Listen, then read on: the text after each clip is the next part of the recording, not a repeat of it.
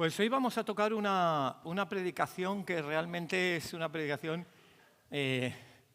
cuyo origen no era el esperado. Yo quería hacer una asignatura sobre el mundo espiritual, sobre hablar del bien y el mal, hablar de las huestes de maldad y de los ángeles y tantas cosas que la Escritura enseña, pero sí es verdad que es un tema que no es muy cómodo y por tanto pues digo, bueno, pues hacemos una asignatura y vamos a ello. Pero conforme vas preparando la asignatura dices, bueno, ¿qué quieres que toda la Iglesia pues se informe de esto, que aprenda, porque es vital para nuestra vida espiritual? Y entonces digo, bueno, pues hago una predicación y luego hago la clase, pero luego veo que en la predicación no cabe todo. Digo, bueno, pues iré haciendo predicaciones y al final montaré una serie. Pero será una serie que iré introduciendo esporádicamente para no estar pues, varias semanas hablando de un tema que sí que es verdad que es necesario, pero es incómodo, pero a la vez es vital para nuestra vida espiritual. Gracias, Señor, por tu realidad y por tu palabra y por enseñarnos para que andemos en ella. En el nombre de Jesús. Amén. Dice la Escritura que no debemos ser desconocedores de los dones espirituales y que debemos entender y tener cuidado con las artimañas del enemigo. ¿Qué son las artimañas? Los pensamientos, los planes. El enemigo no va a venir y te va a decir, uy, mira, esto te va a costar tal precio muy alto, ¿quieres comprar? No, sino que va a venir con mentira para seducirnos y para atraernos. Y entonces hay un plan ahí detrás con el que quiere atraparnos. Y por tanto la Biblia dice que no debemos ser desconocedores de esas artimañas, y es lo que me motiva pues, a compartir, porque si la Biblia lo escribe, pues hay que enseñar, tal como dice la Escritura, que tenemos que enseñar todo el consejo de Dios. Y primeramente pues te voy a hacer visualizar que existe un mundo espiritual. Realmente uno, pues, cuando va quizás a un país africano o a Latinoamérica o a lugares donde alguna tribu, pues a veces ves como una lucha ahí entre diferentes tensiones espirituales, espíritus, chamanes y luego quizás el poder de Dios sobre todo ello. Y luego cuando llegamos a Occidente, pues todo es como muy, muy ordenado, muy silencioso, parece que no existe un mundo espiritual, pero la gente sí que incurre en ello. A veces pues, hemos tenido personas pues, que hemos conocido quizás pues, que en la universidad, que ha venido a un examen pues, quizás con una piedrecita que cree que le da suerte, o quizás pues, algunos alumnos pues, yo recuerdo en una clase que yo tenía, que era tutor, pues tenían tiempo libre y una chica de unos 18 años, ya era segundo de bachillerato, pues trajo unas cartas para adivinar el futuro de las demás personas. Y entonces yo le hablé de que existe un mundo espiritual y de que eso pues, no era lo conveniente, y al final pues, se abstuvo. Pero realmente pues, sí que hay ciertas creencias hacia esas cosas, pero no son quizás excesivamente visibles en un mundo occidental donde se ha limitado pues, todo ese mundo espiritual de una forma muy clara. Recuerdo, y creo que compartirlo en el seminario, como el filósofo y matemático Locke, después de un tiempo de ilustración muy fuerte, llegó a decir que nada que no se pudiera demostrar matemáticamente existía. Entonces hizo una racionalización dentro de Europa que parece ser que nada pudiera existir como el amor, la amistad, los espíritus o tantas cosas si no hay una matemática que lo explica. Pero la Biblia no habla así. La Biblia habla de una realidad espiritual. Y nosotros podemos detectarla de alguna manera. Y te voy a decir cómo. Es fácil detectar que puede haber una realidad espiritual si uno está en bucle. ¿Por qué uno cuando empieza un trabajo, al final las cosas se tuercen de tal manera que vas a otro trabajo, que se tuercen de la misma manera que vas a otro trabajo y se vuelven a torcer de la misma manera? ¿Por qué uno tiene una relación sentimental de tal manera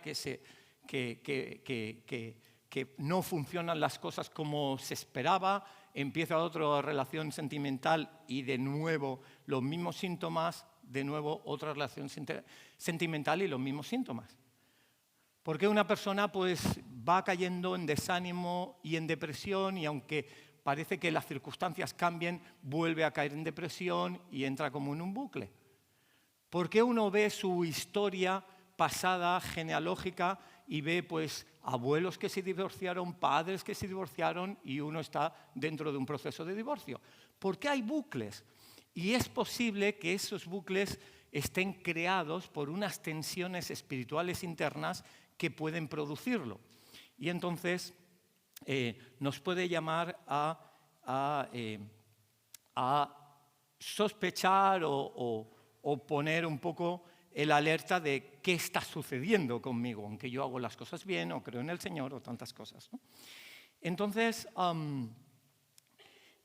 comencemos hablando del mundo espiritual como una realidad. Y vamos a ver un texto de algo que le sucedió a Daniel. Puedes encontrarlo en la Biblia, Daniel capítulo 10, en Persia, donde había un rey llamado Ciro, y él cuenta esa historia escrita por el mismo Daniel, el profeta y además gobernador. Daniel capítulo 10 dice así: en el año tercero de Ciro, rey de Persia, fue revelada palabra de Daniel. Voy a saltar unas partes para no hacer una lectura muy extensa y que nos desvíe. Y dice, y en aquellos días yo, Daniel, estuve afligido por espacio de 3 semanas. Entonces, tú imagínate una persona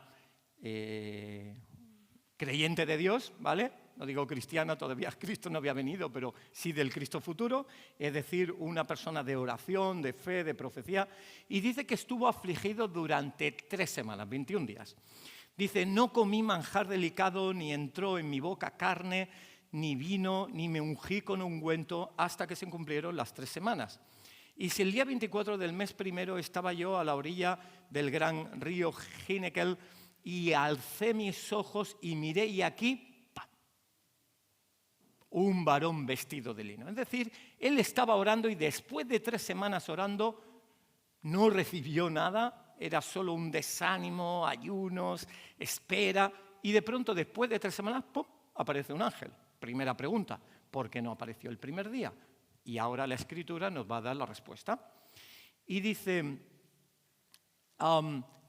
solo yo, Daniel, vi aquella visión. Y continúa diciendo lo que le dijo el ángel a él, versículo 12. Dice, entonces el ángel me dijo, Daniel, no temas,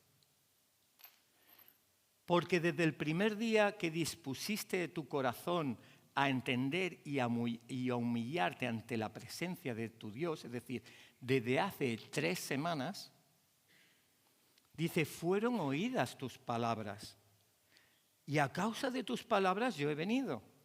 Es decir, desde el primer momento que estamos en oración, Dios escucha las palabras, aunque no veamos la respuesta.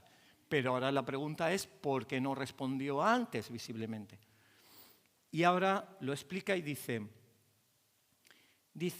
fueron oídas tus palabras y a causa de tus palabras yo he venido.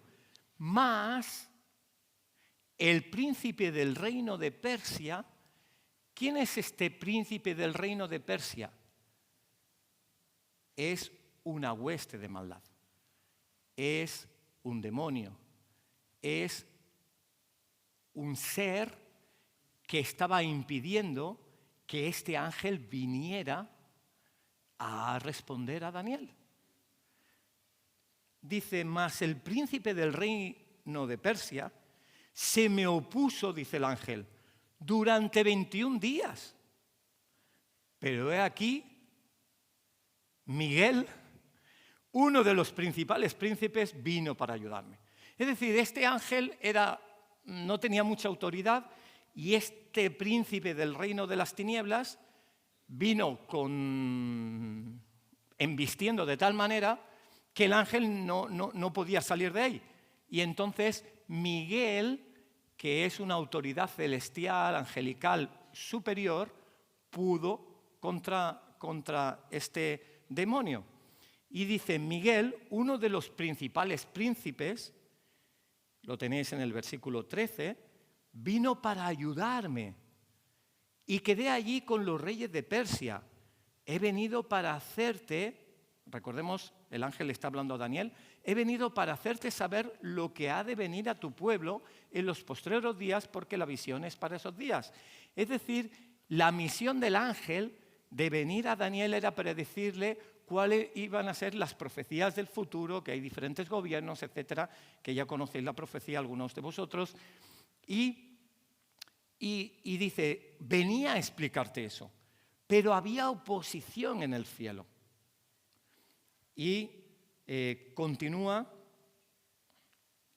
y paso ya al versículo 20 y dice, y él me dijo, ¿sabes por qué he venido a ti? Pues ahora tengo que volver para pelear contra el príncipe de Persia, o sea que vuelve a la batalla, y al terminar con él, ya da por hecho que ganará, el príncipe de Grecia vendrá, o sea que vendrá otro peor o igual. Pero yo te declaré lo que está escrito en el libro de verdad y ninguno me ayuda contra ellos sino Miguel vuestro príncipe. Es decir, venceré con la ayuda de Miguel. ¿Vale? Entonces es un texto que si lo conoces, lo has leído, pues te puede quizás, no sé, puedes reaccionar de muchas maneras, con confusión, con temor, con, paso esta página y ya no me meto más y me quedo con los primeros 6 capítulos de Daniel, que son más tranquilos. Pero es una realidad que está expresada para que no desconozcamos las artimañas del enemigo y que sepamos que hay una lucha que se libra en el cielo. Y el enemigo siempre se va a oponer a todas las obras de Dios. Si oramos, se va a oponer a la oración. Si hacemos una actividad positiva, se va a oponer. Si queremos tomar una decisión en el Señor, en servicio, bautismo, lo que sea, pues el enemigo, su intención va a ser oponerse, lógicamente. Pero esto nos lleva a decir, muy bien, existe, y la palabra nos habla de una lucha espiritual. Pero ¿cuál es el origen del mal? Hay personas que no son creyentes y dicen, bueno, es que Dios y las tinieblas, pero si Dios es bueno, ¿por qué hay mal en el mundo? ¿Y cómo se produjo el mal? Pues claro, entonces lo creó Dios, entonces no es tan bueno. Y es un buen argumento, realmente no podemos decir que no es un buen argumento, pero sí que tenemos una respuesta para ese argumento.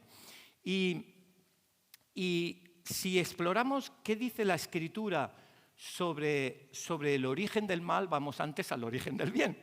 Es decir, ¿o acaso el bien tiene origen? No, el bien no tiene origen. O sea, desde la eternidad, o incluso un término mejor que eso, desde fuera del tiempo, Dios ha existido y existirá por siempre.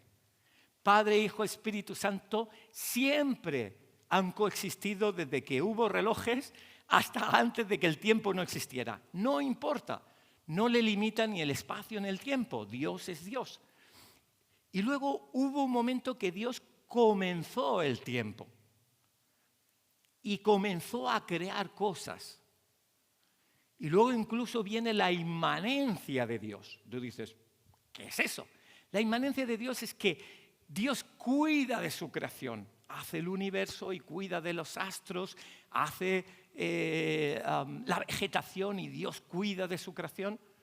Pues en el cielo creó, antes de crear el universo, creó una corte celestial de criaturas que no tenían la honra ni eran a imagen y semejanza de Dios, que eran los ángeles.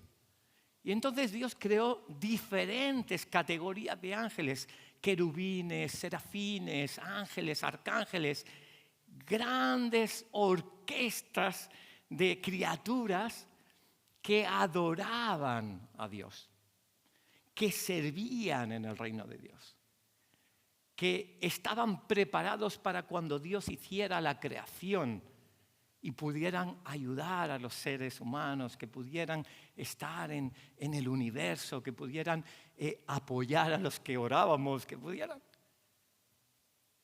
como el caso de Daniel. pero sucedió algo. Hay diferentes teorías aquí, pero ninguna cuadra, que si Génesis 6, de ahí surgió Satanás, que si los eones del gnosticismo, que tampoco cuadra por ningún sitio. Hay muchas cosas, pero la Biblia, y los teólogos se ponen muy de acuerdo en lo que parece que sí que sucedió, porque la misma Biblia lo describe. Y lo describe en dos textos, pero vamos a explorar uno, que es el texto de Isaías. En Isaías capítulo 14,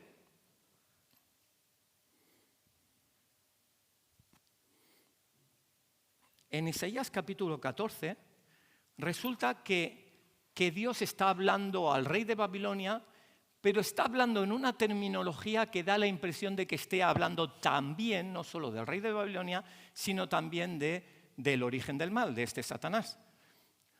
Y eso es normal en la Escritura, sí. ¿Cuántas veces vemos de la importancia de David, que entra en la Jerusalén y que es el rey para siempre, y está apuntando no solo a David, sino, por ejemplo, a Jesús? Es decir, el doble sentido de su Escritura. Y dice así, Isaías 14:12. Evidentemente es una predicación, es inspiracional, no puedo entrar en un estudio muy, muy profundo, pero te invito a hacerlo en casa, y también ya sabes que tengo un blog, entonces voy poniendo ahí las predicaciones, y entonces lo extiendo un poquito más, ¿vale? Entonces dice, Isaías 14:12 dice: ¿cómo caíste del cielo, oh lucero hijo de la mañana? Cortado fuiste por tierra, tú que debilitabas a las naciones. Tú que decías en tu corazón, subiré al cielo en lo alto, junto a las estrellas de Dios, levantaré mi trono y en el monte del testimonio me sentaré. A los lados del norte, sobre las alturas de las nubes, subiré y seré semejante al Altísimo. Mas tú, le dice Dios, derribado eres hasta el Seol. Es decir, está explicando lo que sí que parece ser que sucedió en el cielo. Si vemos en la Escritura dónde cabría esa historia, cabría entre el primer versículo y el segundo versículo. En el principio Dios creó los cielos y la tierra, pero la tierra estaba desordenada y vacía. Y dices, ¿por qué? Si Dios hace todo bien. ¿Qué ha pasado ahí entre esos dos versículos? Parece ser que sucedió esto. Dios creó una corte celestial para que le adorara y le sirviera y sirviera a su creación, pero hubo un ángel que parece ser que estaba con una categoría de ángeles un poquito dignificada, y él cambió en su corazón y lo que buscó era la adoración a sí mismo.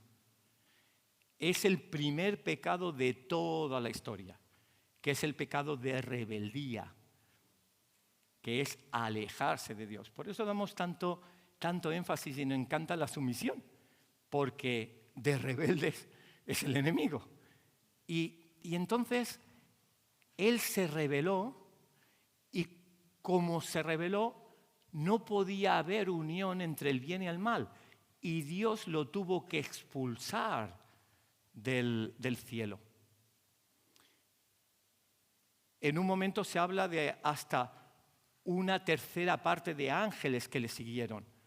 Y por tanto esos ángeles pasaron a llamarse demonios. Y tenemos una realidad, que Satanás y los demonios cayeron sobre la tierra. Y es por eso que estaba desordenada y vacía. Y ante la pregunta de cómo surge el mal si Dios es bueno, es muy sencillo. Dios dio libertad para obedecer a Dios o para desobedecer a Dios, y todos la tenemos. Pero ese desobedecer a Dios es una libertad propia, pero lleva hacia el mal. El mal no existe por sí mismo, es la ausencia de bien. Igual como a veces hemos ilustrado, no existe la oscuridad, existe la ausencia de luz. No existe el silencio, existe la ausencia de sonido. No existe el frío, existe la ausencia de calor. no existe el mal, existe la ausencia de bien. Por tanto, no es que hayan personas malas o demonios malos, sino que hay una ausencia de bien en ellos tan fuerte que les separa de Dios. Y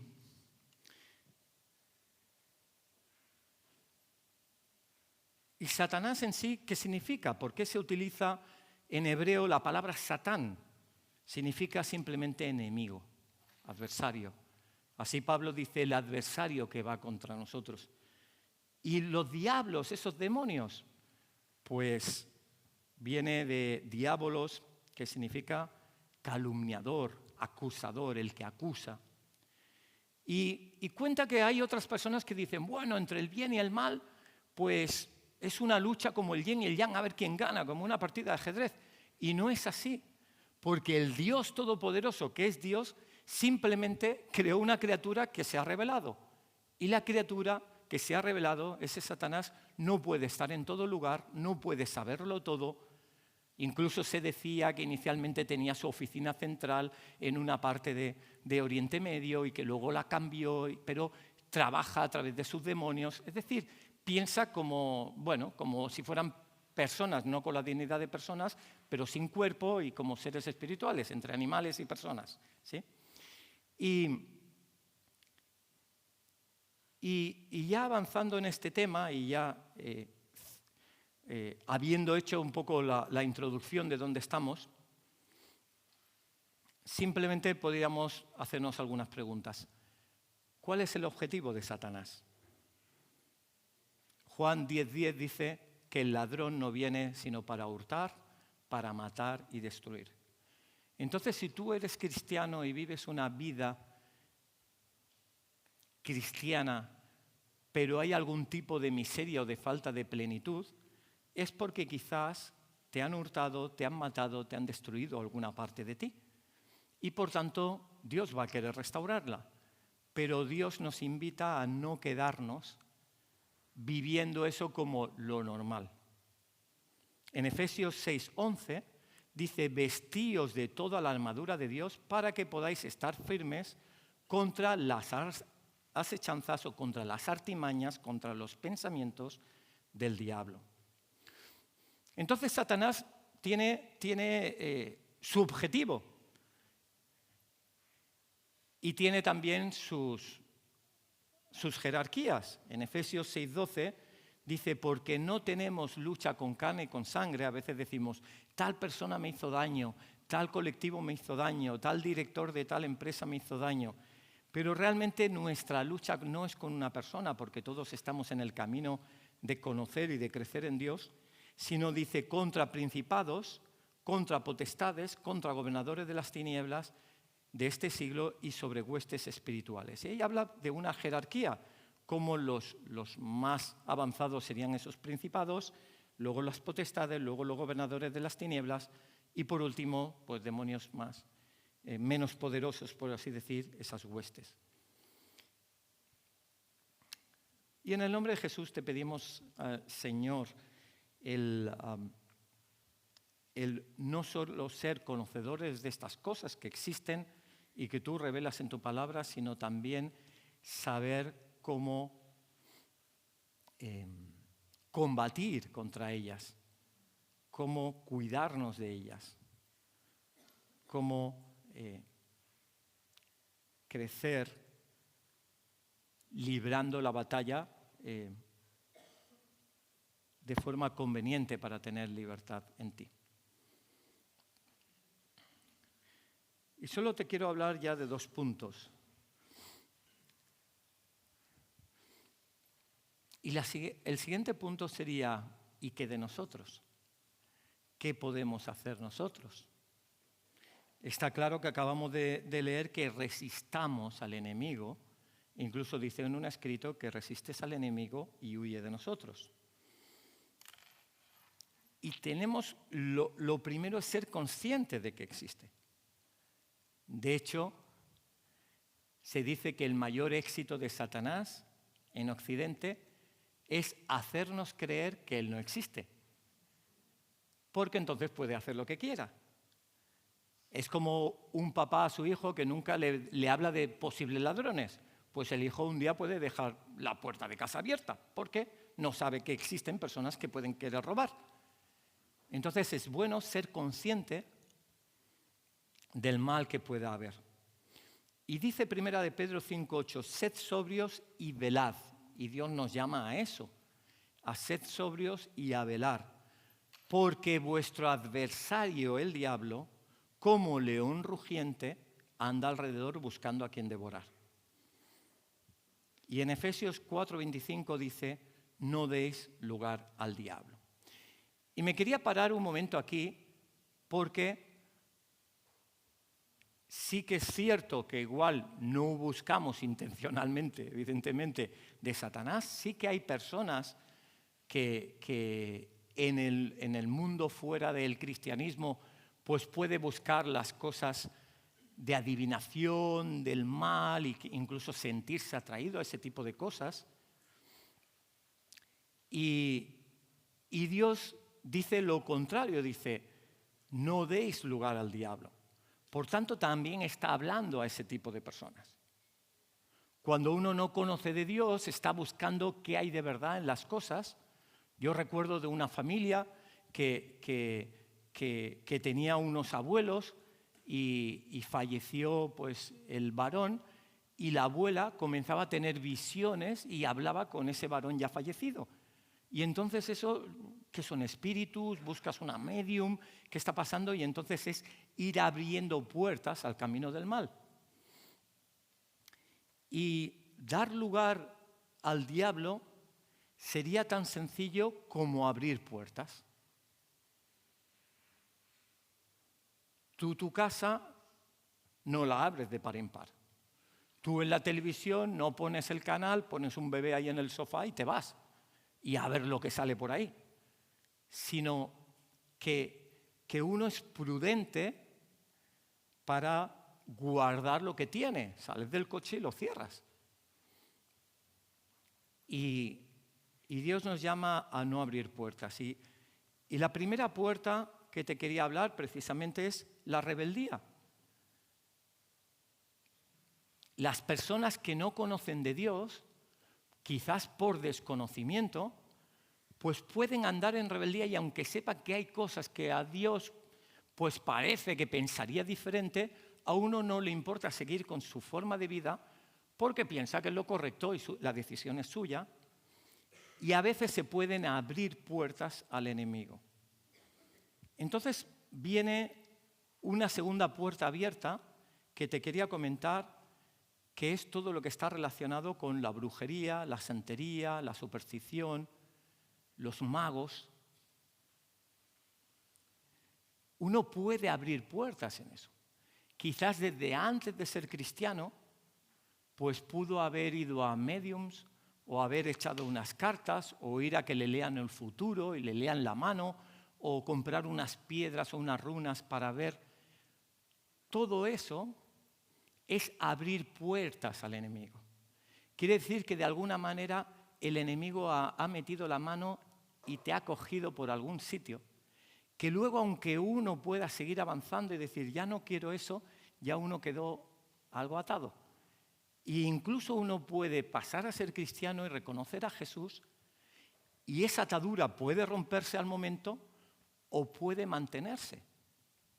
Yo me acuerdo en Estados Unidos de orar por una persona que oía muchas voces en la cabeza, a veces no sabía si era de Dios o no era de Dios, y era cristiano, bueno, de hecho era pastor en Estados Unidos, en la iglesia hispana, y me vino a la mente y digo, tú antes de ser cristiano frecuentabas o ibas a lugares donde se te adivinaron cosas, donde abriste puertas, porque es un canal que se abrió y que ahora el enemigo tiene más autoridad.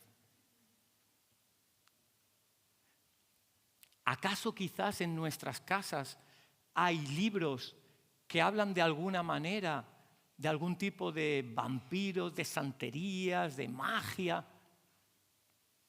Mira lo que hace Pablo cuando encuentran en Éfeso que hay mucha brujería y magia, aunque a algunos parece fantasía y de Disney y toda es una historia de amor bonita como Crepúsculo y tantas cosas, pero el enemigo está explicando cómo él trabaja. Y entonces dice Pablo en Éfeso que cogieron todos los libros de santería y los quemaron y se perdió ahí mucho dinero, pero no querían saber nada de ello. Porque hasta un libro en una estantería es de alguna manera un poco una puerta. Y es que nos abstengamos de todo tipo de adivinación. El otro día un familiar me preguntó, que poco, estábamos con Alicia y que poco ha sido tu cumpleaños. Y digo, sí, el 23 de marzo. Y dice, entonces eres Piscis. Y digo, no, soy cristiano. O sea, si a mí los astros me van a decir lo que tengo que hacer, digo, vamos mal. Piedras que se mueven, no. Prefiero Dios, ¿no? Y es así. No entro. Pero no sé, no quiero saber, no sé. Yo soy cristiano. Es mi Dios. Y es importante ver qué hay o qué ha habido en eso.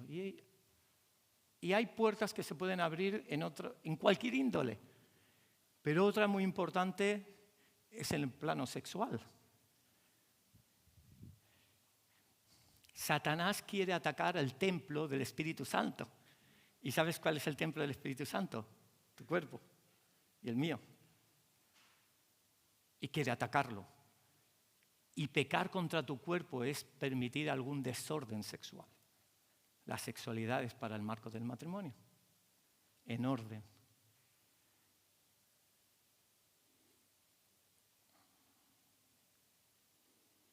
Y a veces estás en conversaciones. El otro día hicimos un taller de sexualidad para jóvenes y luego fuimos a cenar unos cuantos. Y una de las personas me decía, sí, dice, pero a veces estás en entorno cristiano y los jóvenes dicen, bueno, es lo normal, todo el mundo lo hace. Dice, y me gusta ver cómo nos posicionamos a favor de la verdad. No, esto no es así. Y me recordaba a 1 Corintios 15, 33, que dice, no erréis, las malas conversaciones corrompen las buenas costumbres. Hasta dentro de la iglesia puede haber gente que te tolere cosas que no son de Dios. Y tenemos que ser como los de Berea. Que todo lo que hagamos y digamos sea conforme a la Escritura y tengamos tolerancia cero para el enemigo. La miseria económica. Preparando ese curso hay un material de Harvest y el doctor Francisco Benítez decía que tú preservas tu bendición económica y no vivir en miseria cuando eres responsable con diezmos y ofrendas. Y es una cosa tan sencilla, pero simplemente estás diciendo, confío en ti, Dios, y no confío en que yo voy a organizar mi economía. ¿Qué decir de la mentira? De aceptar cosas que dice, bueno, no pasa nada. O qué decir de algún tipo de robo, o qué decir de...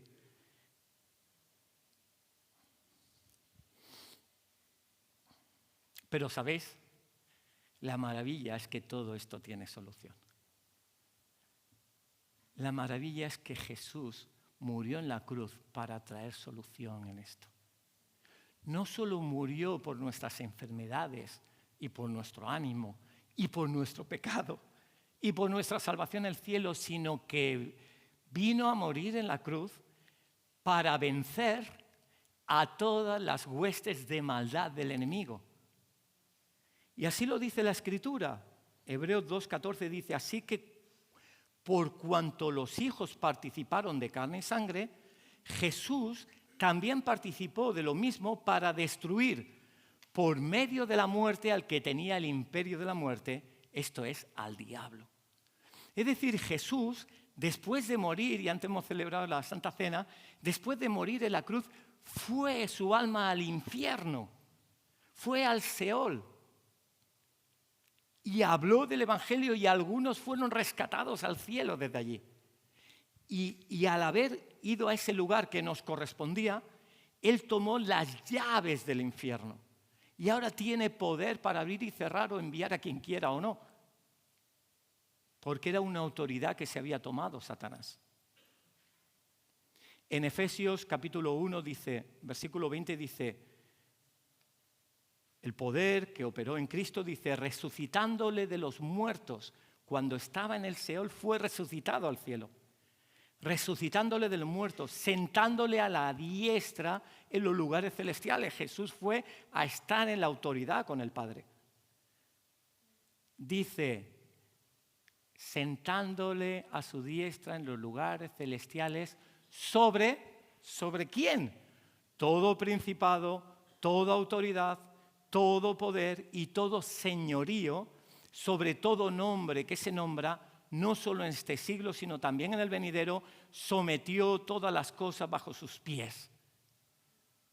Pudo contra Satanás, contra las huestes de maldad, contra los gobernadores, contra los principados, contra ese rey de Persia que luchaba contra Miguel en el Antiguo Testamento.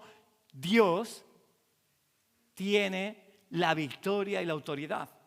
Primera de Juan 3:8 dice, el Hijo de Dios se manifestó para destruir las obras del demonio. Y Juan 10:10, que leí la primera parte del versículo antes, dice, el ladrón no viene sino para hurtar, matar y destruir. Pero no acaba el versículo ahí. Dice, yo he venido para que tengan vida y para que la tengan en abundancia. Y ese es nuestro Cristo. Ese es nuestro Señor.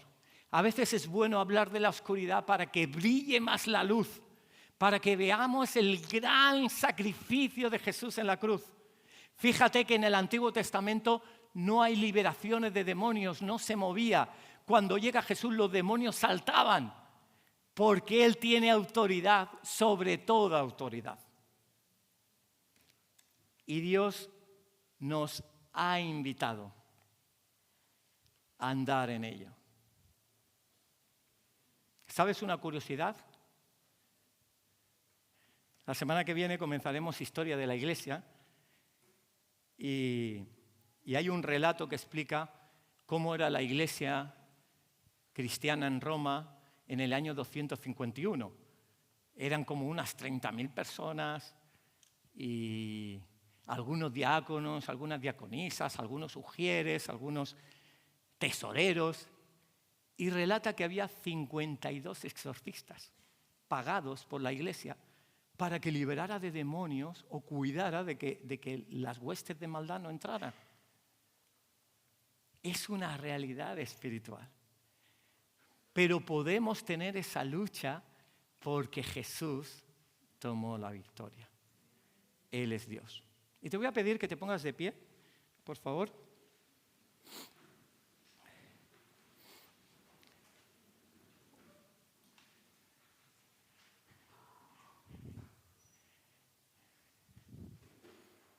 Y voy a pedir al Espíritu Santo que traiga a nuestra memoria quizás alguna disfunción del reino de Dios. Quizás algo que hice cuando era niño y quizás no le di mucha importancia. O quizás tengo unos libros por casa o estoy viendo una serie de Harry Potter o de Crepúsculo o de tantas cosas que hablan de cómo es Satanás y cómo se mueve la magia. O quizás cosas más serias,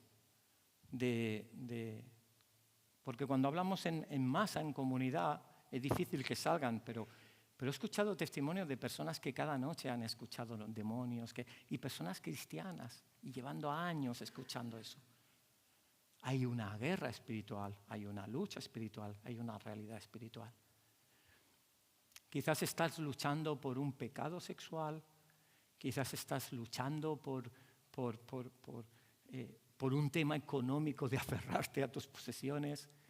Quizás estás luchando con rechazo a la Iglesia o con rechazo a Jesús o con rechazo a alguien, y esa falta de perdón hace que tu corazón quede atado porque Satanás tocará tus emociones. Quizás tu tendencia es de desánimo, depresión, y Y a veces los psicólogos y los psiquiatras son médicos, pues bueno, vamos avanzando como humanidad. Pero Jesucristo es el que puede cortar de raíz absolutamente todo. Y simplemente voy a pedir que Dios nos ilustre, dame 3-4 minutos, que nos ilustre, que nos enseñe. Tampoco quiero que nos amarguemos ni tengamos miedo ahora a cualquier cosita pequeña que he hecho, que un día vi una película, tú tranquilo, no es eso. Pero si hay cosas que tú dices, es verdad, en esto no estoy avanzando, ¿cuál es la raíz de ello? ¿Por qué nunca alcanzo ministerio? ¿Por qué nunca alcanzo santidad? ¿Por qué nunca alcanzo paz? ¿Qué hay que ata ahí?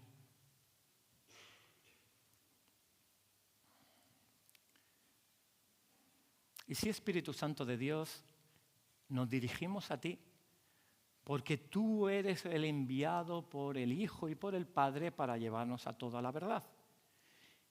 Y la verdad quiere decir que echa fuera las mentiras de Satanás. Queremos conocer esas mentiras. Queremos conocer esas artimañas. Queremos conocer esa raíz de incredulidad en ti o en tus obras o en tu poder. ¿De dónde viene? ¿Qué mentiras introdujo? Espíritu Santo, te pedimos que nos muestres una imagen que nos haga recordar, que nos muestres una lucha que estamos teniendo. ¿Y cuál es la raíz? ¿Cuál es la artimaña, el propósito oscuro del enemigo para que no sigamos avanzando en ti? O incluso para que no te podamos creer. Voy a dejar un par de minutos simplemente para que estés con Dios en silencio y le puedas preguntar: Espíritu de Dios,